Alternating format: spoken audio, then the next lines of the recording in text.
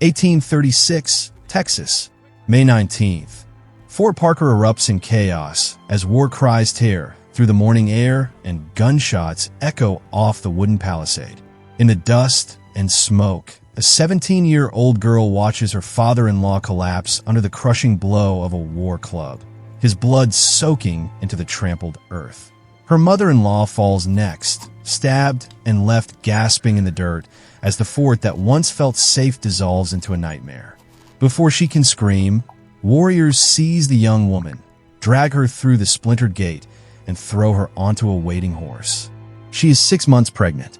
Her name is Rachel Plummer, and for the next 21 months, she will move through a world of pain so extreme that even years later, sitting in the quiet of her father's home with pen in hand, she cannot bring herself to put the worst of it into words.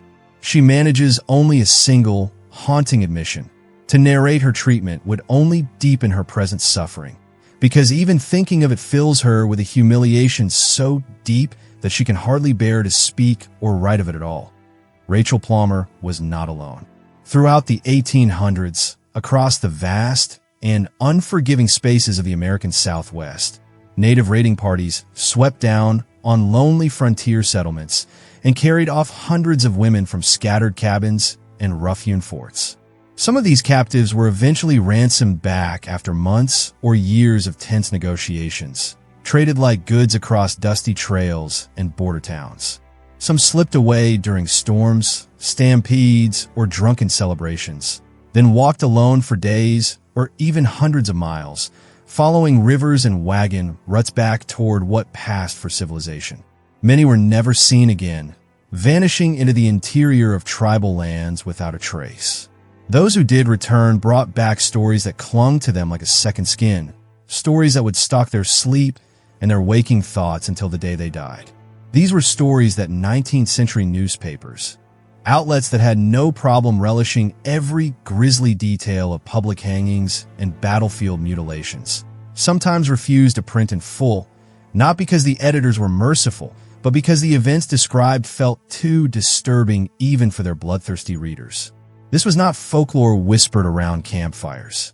These events were recorded in sworn court testimony, in legal hearings where witnesses swore before God that every word was true, and in memoirs published by the survivors themselves and purchased by thousands of curious readers who wanted to know what really happened beyond the edge of the settlements, in that wild expanse they called the frontier.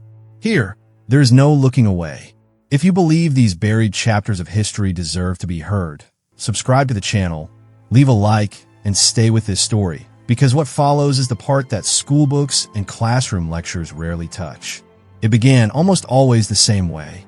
The raids came at dawn or at dusk, in the half-light when eyes strain to see and shapes blur together, when families are just waking or just settling in at their slowest, softest, most vulnerable. The most isolated homesteads were the easiest prey. Small wooden houses standing alone on open ground, miles from the nearest neighbor, with nothing but wind and prairie grass to carry the sound of distant screams. The first minutes decided everything. The men of the household, husbands, fathers, brothers, sons old enough to shoulder a rifle, were usually killed almost immediately. There was no shouted warning, no demand, no parley, just sudden, focused violence. Shots, clubs, arrows, blades, and then stillness. Negotiation had no place here. Mercy had no place here. There was only speed and ruthless calculation. Then, in the smoking aftermath, came the sorting. Women of childbearing age were the most valuable prizes. They were seen as laborers who could haul, grind, tan, sow, and harvest from sunrise to nightfall. They could be traded across long-distance networks to other tribes or sold on to Mexican traders who ran slave markets in the Northern Territories.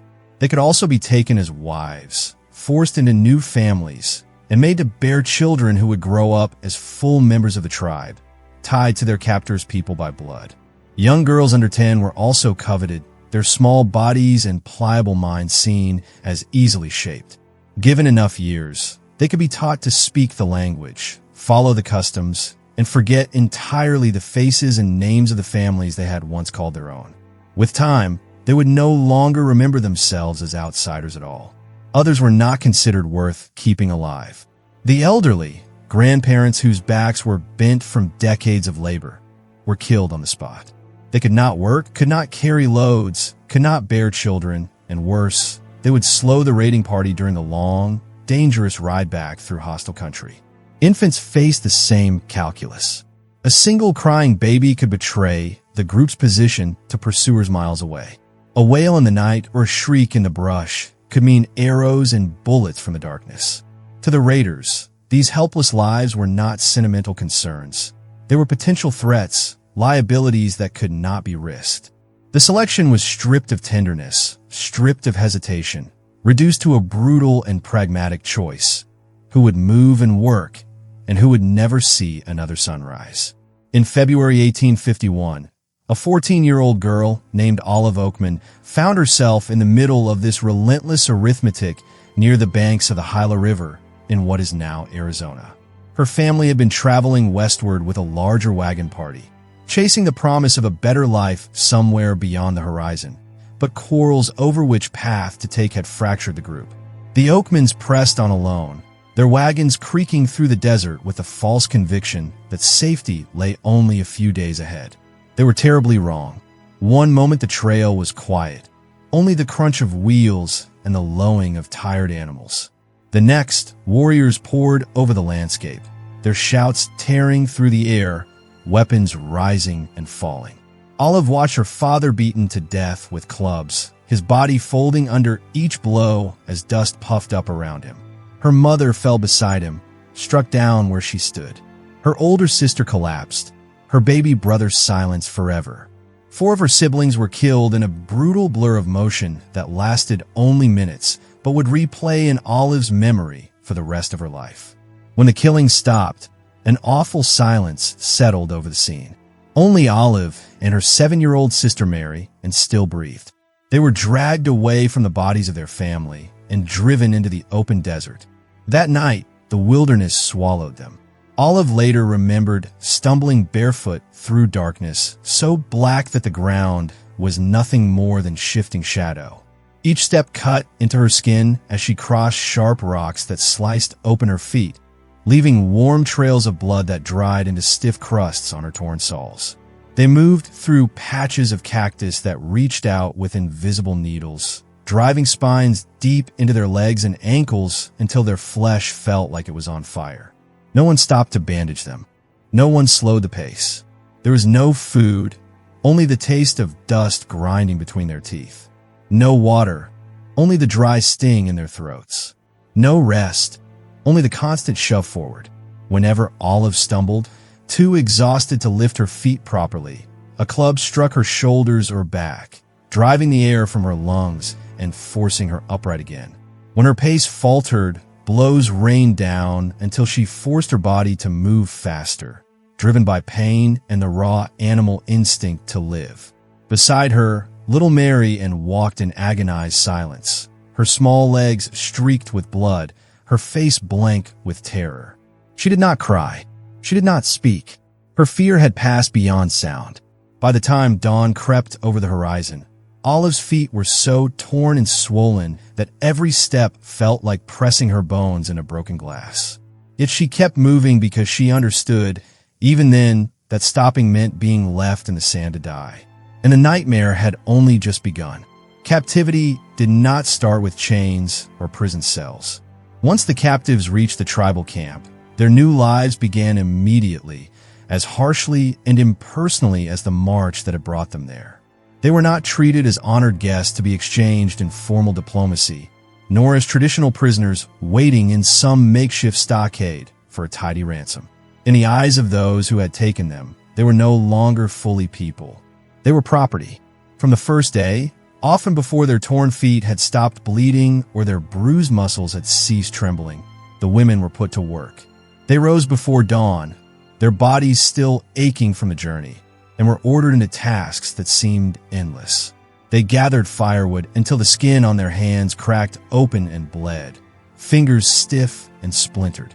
They walked for miles under a sky that offered no shade, carrying heavy clay vessels sloshing with water that dug into their shoulders like stones. They scraped animal hides until their fingertips felt flayed, the acrid smell of flesh and fat clinging to their clothes and hair.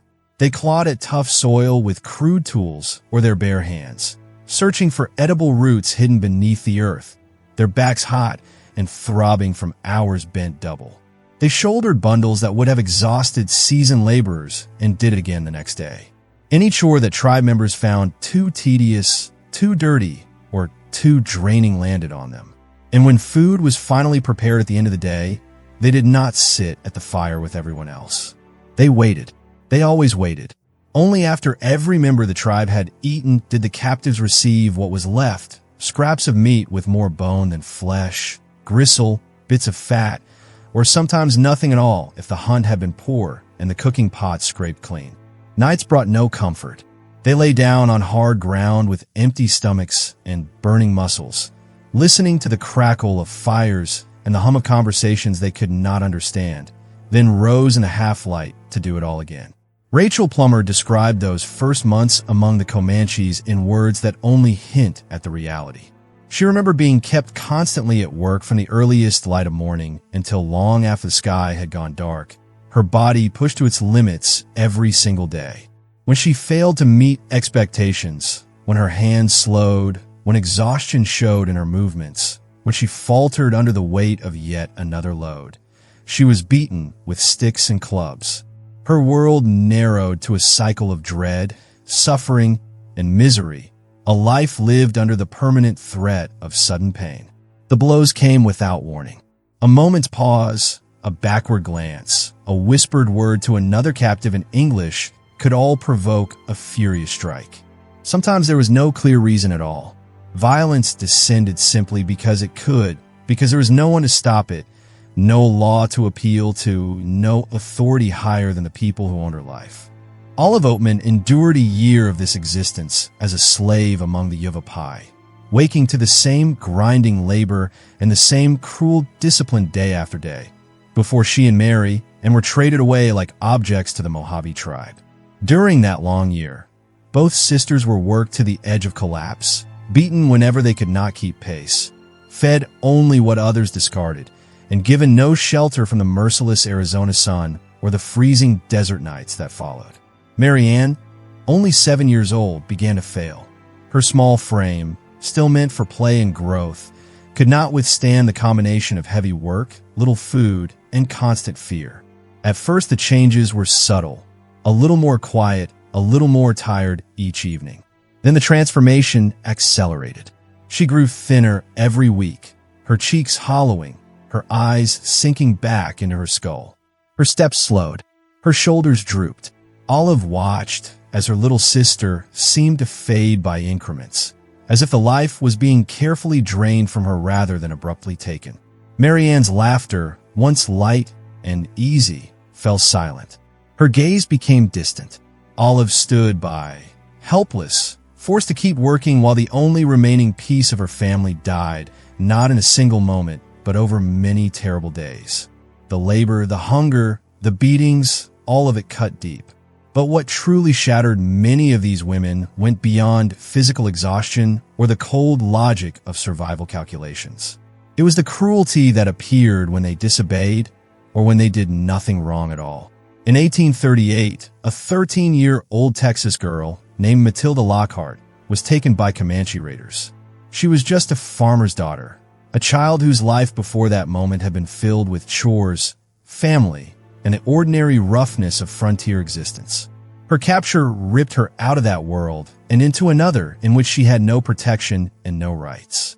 For 2 long years, she remained in captivity, enduring treatment so horrific that when she was finally returned during peace talks in San Antonio in March 1840, the hardened men who saw her could barely find words. These were frontier veterans who had seen bodies torn apart by bullets, men who had watched friends die in skirmishes, who had hunted and fought and buried the dead. Yet when Matilda stepped into their view, they fell silent. A woman named Mary Maverick, who helped bathe and clothe Matilda after her release, later recorded what she saw in her diary. Matilda's face, arms, and head were covered in bruises and sores. Her nose had been burned away down to the bone, the soft flesh completely gone, leaving a raw, scabbed stump where her face should have been whole. Both nostrils gaped wide and stripped of skin. Her injuries were not the result of a single accident or the heat of battle. They were deliberate.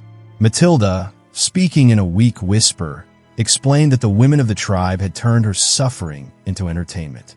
Night after night, they jolted her from shallow sleep by pressing burning sticks against her face. Her nose became their favorite target.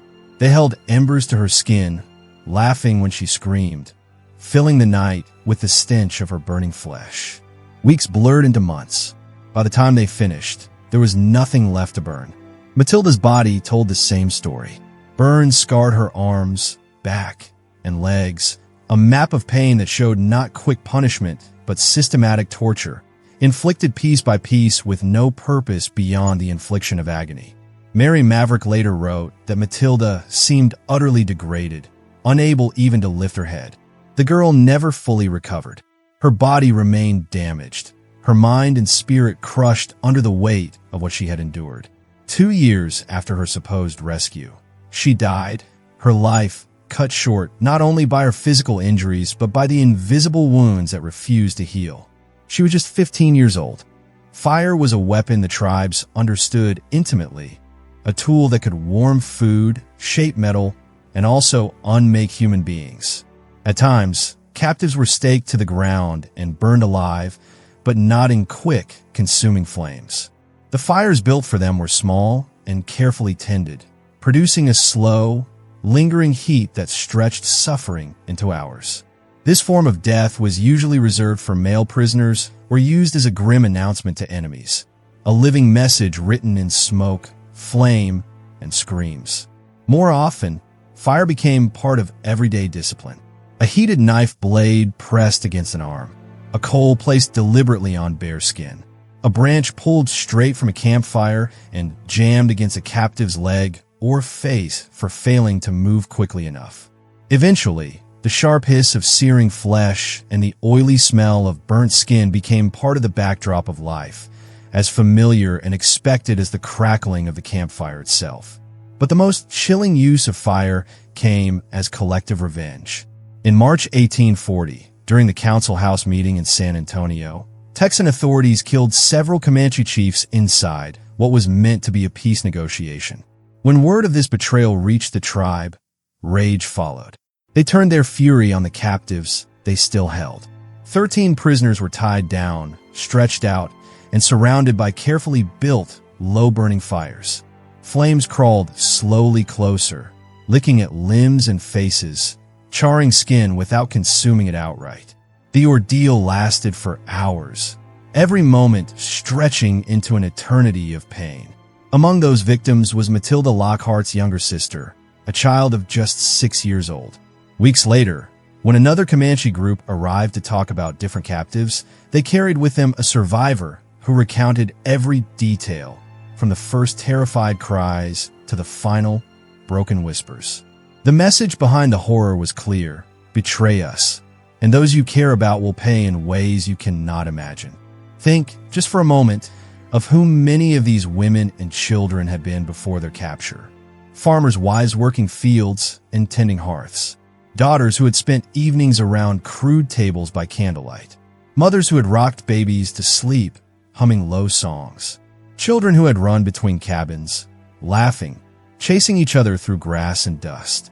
In an instant, they were torn from that world and thrust into another where every day was defined by fear, exhaustion, and the knowledge that their pain meant nothing to those who controlled their fate.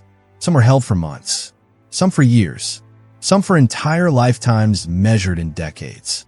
Their suffering forces a hard question. Placed in that same position, what would you have done to survive? How long could your mind, your body, you will endure before something inside you broke? Share your thoughts in the comments. There was another trial awaiting many new captives, a ritual meant to crush their spirit on day one. It was known as running the gauntlet. The captive, man, woman, or child, was forced to run between two long lines of warriors, sometimes stretching farther than they could see at first glance. Each person in those lines held something that could hurt: clubs, switches, whips, thick sticks, sometimes stones. As the captives stumbled forward, every warrior swung, struck, or jabbed at them. There was no place to hide, no path to dodge through. The only goal was to reach the end still moving. Those who fell were beaten until they struggled back to their feet. Those who could not stand faced consequences that made the gauntlet itself seem almost merciful. The ritual served several purposes at once. It entertained the tribe, turning a human being's suffering into a spectacle, a way to celebrate the success of the raid. It showed the captive, in the most physical way possible, exactly where they stood, at the very bottom, powerless, subject to every whim, and it also revealed something to the captors. Those who ran through without crying out, who refused to show fear despite their injuries, sometimes earned marginally better treatment afterward, a grudging respect for their toughness. Those who screamed, begged, or collapsed were marked as weak and often targeted for more abuse. Rachel Plummer described enduring this ordeal more than once during her 21 months of captivity. She learned quickly, through bruises and broken skin, that displaying pain only encouraged more blows, that tears did not bring mercy but amusement. Years later, she wrote that bravery was the one trait her captors seemed to respect above all others, and admitted, with the quiet regret of hindsight, that she wished she had understood that from the beginning. Over time, something in Rachel hardened.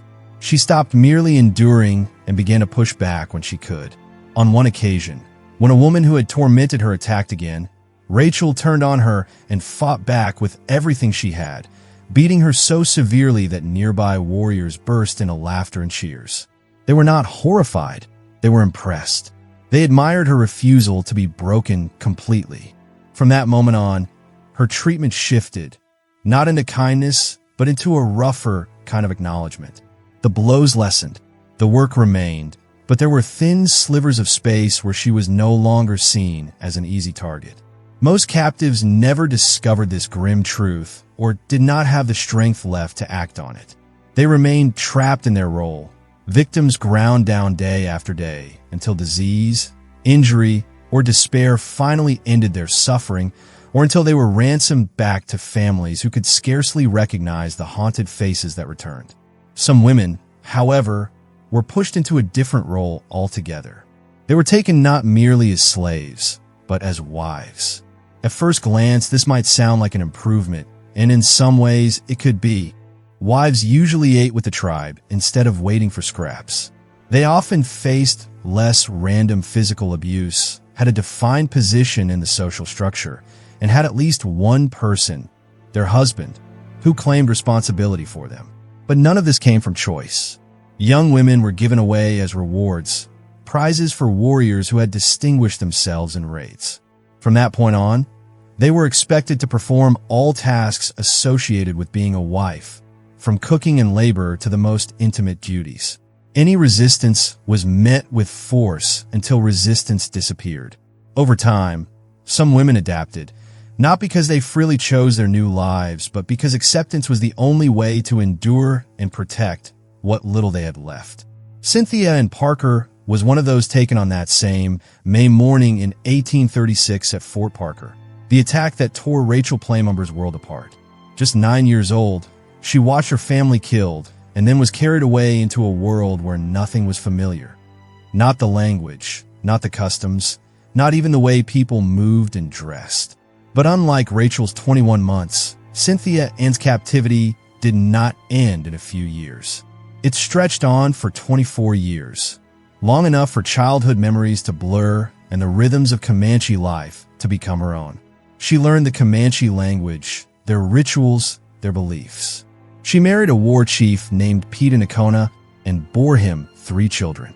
She gave her daughter the name Tapasana, which she translated as prairie flower, and she had 2 sons, one of whom grew in Aquana Parker, remembered as the last great chief of the Comanche people. By many accounts, Cynthia Ann came to love her husband deeply, loved the children she raised, and loved the life she built within the tribe. When Texas Rangers eventually found her in December 1860 during a raid, they did not discover a desperate prisoner begging for rescue. They found a woman who fought against them, who screamed for her husband, who clutched her child and pleaded to stay. They took her anyway. In the chaotic violence of that raid, her husband, Peyton Nakona, was either killed on the spot or died soon after from his wounds, depending on which account is read. Her sons escaped into the chaos and disappeared back into the Comanche world. She never saw them again. Only her infant daughter, Prairie Flower, was taken with her. For Cynthia, and this was not salvation. It was a second captivity. Removed from the only culture she now truly knew, she was placed among relatives who shared her blood, but not her identity. They believed they were rescuing her. She experienced it as another prison. For the remaining 10 years of her life, she made repeated efforts to escape, to return to the Comanches, to find her sons, to reclaim the life that had become her own. She was watched constantly, guarded by well-meaning family members who thought confinement was protection. In 1870, she died, her heart and body worn down. Some historians argue that after Prairie Flower died of influenza, Cynthia and simply let herself fade, refusing food, choosing death over a life among people who now felt like strangers. In trying to save her from the people who had once taken her, they tore her away from the family she had come to love, and it destroyed her. The fate of children in these stories may be the most brutal measure of what frontier captivity really meant. Rachel Plummer's 2-year-old son, James, was ripped from her arms in the chaos of the raid on Fort Parker. She did not see him again during her long months in captivity, but it was her second child whose story casts the darkest shadow. 6 months into her captivity, Rachel gave birth to a baby boy. In the harsh conditions of the camp, with little food, no medical care, and no soft place to rest, she did what she could for him, cradling him between grueling work days and snatching moments to nurse him whenever possible. For 6 weeks, she balanced her own survival with the fragile life in her arms. Then, one day, the warriors decided the infant was an obstacle. He slowed her down. He reduced the amount of work she could accomplish. In a few devastating moments, they took her child from her, and she never saw him alive again. She was 20 years old. Eventually, Rachel Plummer was ransomed. When her father finally stood before her, he struggled to recognize the young woman who had left. Her body was thin to the point of collapse, her skin mapped with scars. Her eyes, once those of a teenager, now held a depth of pain that had no place in so young a face. Back in Texas, she wrote her memoir, one of the earliest captivity narratives published in the region, attempting to turn her suffering into a warning and testimony. She became pregnant again and delivered a healthy son. 2 months later, her body gave out. The years of abuse, starvation, and trauma had taken too much. She died, leaving behind a child who would never know her beyond stories. James, the 2-year-old torn from her at Fort Parker, was eventually ransomed in 1842. He was 8 years old by then and had spent 6 years among the Comanches, long enough for his early memories to erode. When he returned, he no longer recognized his birth family and no longer thought of himself as one of them. Olive Oatman's life took another path. After 5 years with the Mojave tribe, she was finally released, stepping out of that world and into Fort Yuma in 1856. The girl who walked through the gate weighed barely 80 pounds, her frame reduced by years of hunger and hardship. English, once her native tongue, came haltingly. Words felt distant, as if she were translating from some other language that now sat closer to her heart. On her chin and lower face, 5 bold blue lines marked her skin, tattoos given by the Mojave that announced to anyone who saw her that she had been claimed by another people. In the years that followed, Olive became famous. She gave lectures, published a book, and became a living symbol of survival on the frontier. She married a cattleman and eventually settled into a quieter life in Texas, far from the desert where her story had begun. Yet the past never fully loosened its grip. Her husband is said to have spent years buying up copies of her book wherever he could find them, burning them in an attempt to shield her from the constant reopening of old wounds. On a shelf in her home, Olive kept a jar of Mojave mesquite seeds until the day she died, a small, simple object that held an entire lost world inside it, a reminder of a life she could never completely leave behind. By the 1870s, historians estimate that at least 30% of Comanche, Kiowa, and Apache populations had captive ancestry, a statistic that reveals just how deeply these stories of abduction and assimilation were woven into the fabric of their societies. The lines between settler and native blood were far more blurred than most Americans of the time wanted to admit. The true frontier was not a clean struggle of civilization against savagery, but a tangled web of raids, kidnappings, marriages, adoptions, and shifting identities. Some captives were so thoroughly assimilated that they became, in every way that mattered, part of the tribes that had once stolen them. They spoke the language fluently, followed the rituals, married within the community, and raised children who saw themselves as nothing other than members of that people. When rescue parties finally tracked them down, sometimes after years of searching, and relatives rode across vast distances in the hope of bringing them home, more than a few refused to leave. They had been remade. The name, the faith, the family they had once known felt distant and unreal compared to the lives they now lived. Others emerged from captivity like shadows of their former selves. They had endured years of abuse, hunger, and terror, and survived, but survival had a cost. They flinched at sudden sounds. They jerked awake at night, gasping from nightmares they never fully shared. They could not easily explain their experiences to families who had never seen such things, not because they did not remember, but because language itself felt too weak to carry the weight of what they had lived through. And then there were those who simply disappeared into history, taken in raids and never ransomed, never escaped, never named in any surviving account. They left behind no memoirs to testify for them, no trial records, no interviews. Their families were left with nothing but fading ink on old documents, brief entries in ledgers, and the slow, aching torment of not knowing whether their missing daughters, sisters, or wives were alive or dead. For the rest of their lives, these families waited for news. Any news, writing letters, asking travelers, scanning newspaper columns, praying for a knock on the door that never came. The American frontier was not, as so many dime novels claimed, a stage filled with clear-cut heroes and villains locked in a romantic struggle.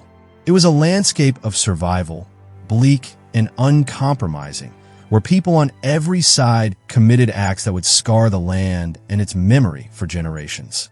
The women who survived captivity carried their experiences not only in the stories they eventually told, but in the marks on their bodies, in the pauses in their speech, in the topics they would not discuss, even with those closest to them. Some things, they insisted, were too terrible to put into words, too painful to relive even on the page. Rachel Plummer admitted that there were memories she could not bring herself to describe, wounds that even writing could not safely touch. Matilda Lockhart's ruined face spoke for her long after her death, lingering in the recollections of everyone who saw her, a living indictment of what had been done. Olive Oatman's blue tattoos turned her skin into a permanent record, broadcasting her history every time she stepped into a room or walked down a street. These women endured what should have been unendurable. They lived through ordeals that broke bodies, minds, and spirits, and still, somehow, some of them came back. In doing so, they left behind testimonies, spoken and unspoken, that forced later generations to confront what the American frontier truly was. Not a tidy tale of triumph, but a long, often nightmarish struggle that lasted for decades. History often labels these women as victims, and they were. Every beating, every hunger pang, every stolen child proves that beyond doubt. But they were also something else. They were survivors who endured, witnesses who carried back knowledge from places where very few outsiders ever walked. They returned from the shadows to tell, as best they could, what happened in those hidden spaces that the rest of the country preferred to ignore. Their stories matter. Their suffering matters. Their stubborn, quiet courage matters. Because when those stories are forgotten, the truth about who people were and what they were capable of begins to blur. If you want more history that others avoid, more chapters that rarely make it into polished textbooks, subscribe to the channel and join us. There is much more the past is still waiting to reveal.